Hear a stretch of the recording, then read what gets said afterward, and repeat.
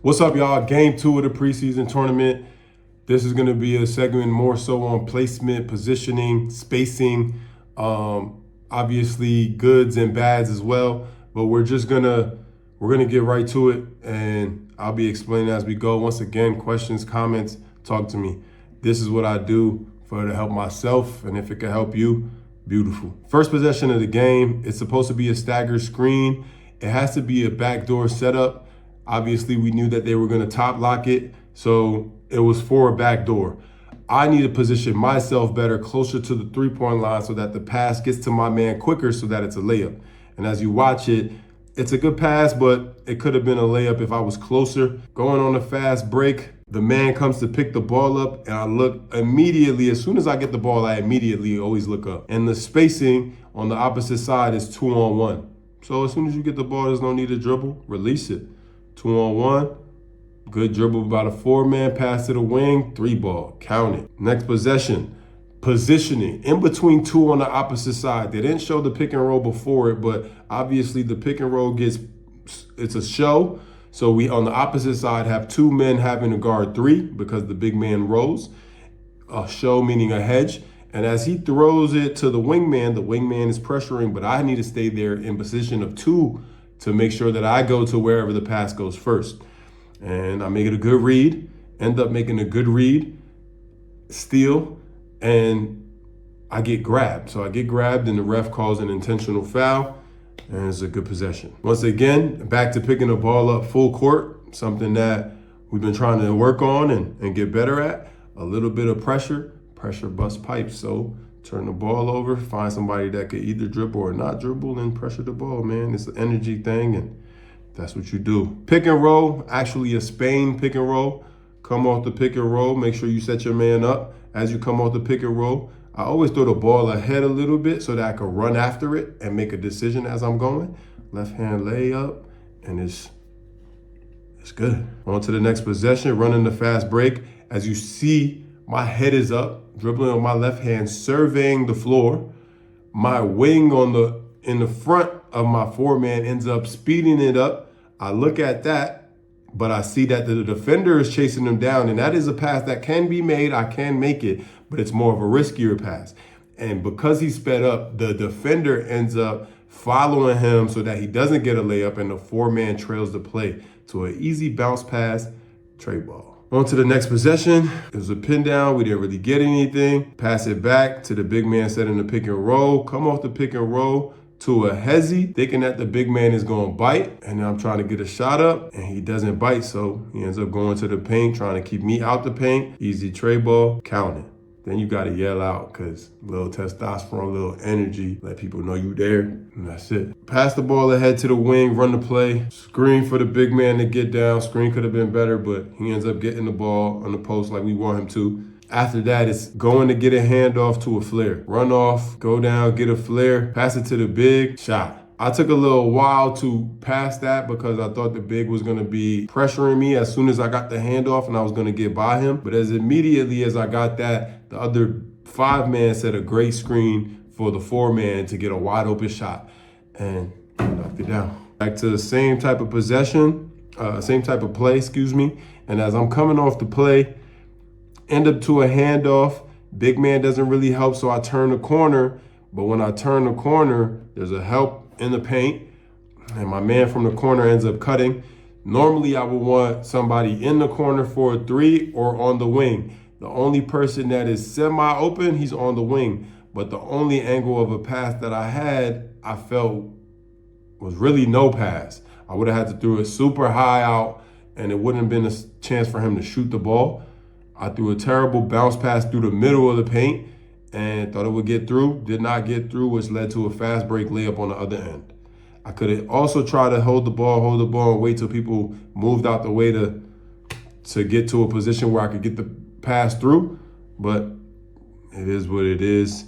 Sometimes things like that happen, and it was a turnover. Coach in the timeout also says the paint is congested. The paint is congested. We need people on the outside ready to shoot the ball.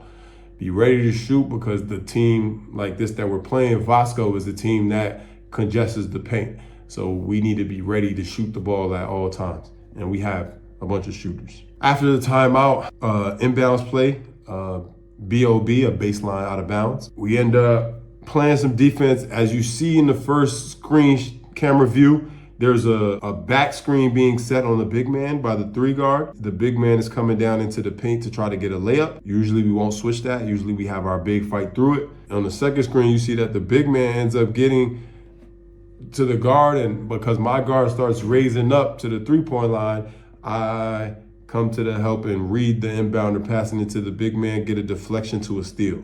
Onto a fast break, boom, stop the ball, pushes it up, try to make something happen, passes it to the big, passes it to the other big, penetration, foul. Keep adding the baskets, keep adding the foul count. The foul count is the most important thing, and we get to the bonus quicker. Good defense, fast break. When you got a tall wing or a big that could grab the rebound and bring the ball up the court, as a point guard, you don't got to run back to the ball because you know that they could do that. You space the floor like they would space the floor. He passes it up, pass it right back to him as he trails the play, layup. Pick and roll possession, coming off the pick and roll. I got a lot of space, pocket pass. I think I could have created a little bit more attention to have the big drawn more towards me. I definitely had a mid-range jump shot. Didn't shoot the jump shot, but that turnover might ended up for my big, but because I didn't create it as well as I could, I take that. Another pick and roll, come off the pick and roll, and as I come off the pick and roll, mid-range is there. Shoot the mid-range, but I get fouled here. Except the ref calls an offensive foul. He calls an offensive foul because after I shoot the ball, left hand gets hit and the left hand comes down because I got hit and it hits the other guy in the face. I get called for an intentional foul. But if you watch it, even on the replay, he hits me twice. Elbow, hand, no foul. But it's okay, it happens. Sometimes ref misses things and mess up. We're all human, things happen. Anyhow, fast break, not really a fast break, slow break, just trying to push the tempo. Come to a pick and roll. I tell him to go down because I have the 5-man on me and he has a point guard on him so that he could just go straight into the post. There's no reason to pick because if we pick and roll, they'll just switch right back. Pick and roll defense. As I'm playing defense, the pick and roll is high. So I could stay attached to mines or I could go under. The big man does a good job of setting basically a back screen where I can't go under the switch. But I'm pretty sure he heard my big man saying switch, so that's why he changed his positioning. Because he changed his positioning, it's an easier pass for the point guard. I'm trailing the play. He ends up getting it. I think that I chest him up and I'm straight up and it's not a foul, but the ref calls it. It's okay. Come off a pick and roll, they switch it, got the mismatch, try to penetrate.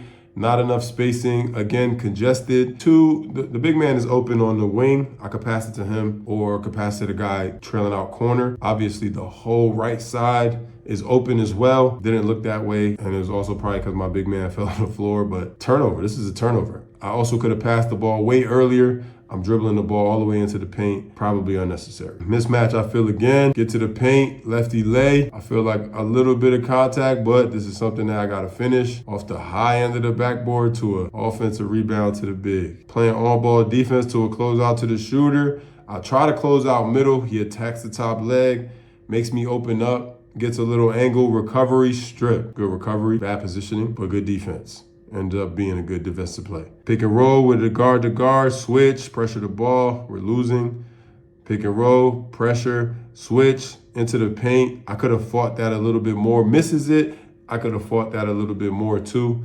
He ends up grabbing his own offensive rebound. After he shot the first one, I should have pushed him out some more so I could get the rebound and not allow him to. Even if I didn't get the rebound, one of my teammates could have got the rebound for fighting him out. Defensive rebound, push the pace, get up the court, corner pass. Remember I said the paint is congested. We needed outside passes so we could get the shots up. Pick and roll. So remember I said that the paint being congested, we wanted to be able to get wide open shots or we needed to shoot 3-pointers. Once again, that type of team is a team that congests the paint and we want outside shooting to make sure we can open up the court, open up their defense, so that they're not so into the paint, so that when we go into the paint, it makes it easier for us to get lays, bounce passes into the paints, pick and rolls, but we need to shoot the ball well to open up the court. So we run this play. I end up giving it up so somebody else could run the pick and roll. And the tag man is always in the paint to stop the roll. So I knew I was going to get wide open three. This is why we ended up running up the play. Good pass, good shot, count. We go right back to it again. Why? Because we knew it was going to work. Shot fake, him running at me, then rhythm shot, count it. We run it again. And as we run it again, same thing. But this time he stays a little closer to me. I probably could have still shot this. The pass probably could have came a little earlier. I didn't like the way it felt. So shot fake, jab, get by him. Instead of an alley-oop, we weren't having chemistry in that moment. So I had to throw a regular pass for him to get a nice lay. Fast break, give it up to give it right back. Try to get something going, passes it, pick and roll so we could get the switch. Try to get something going, pick and roll, come through, pass it out, 3-ball. This is exactly what we wanted. Congested paint. That's it for this episode. We end up losing game 2. We have game 3, game 4, and game 5 of this series left. I will get that to you guys. Stay with me. Remember, comment, question, like, share. If this helps in any form, it's just a different way of reading the game. Reading React helps out. Peace.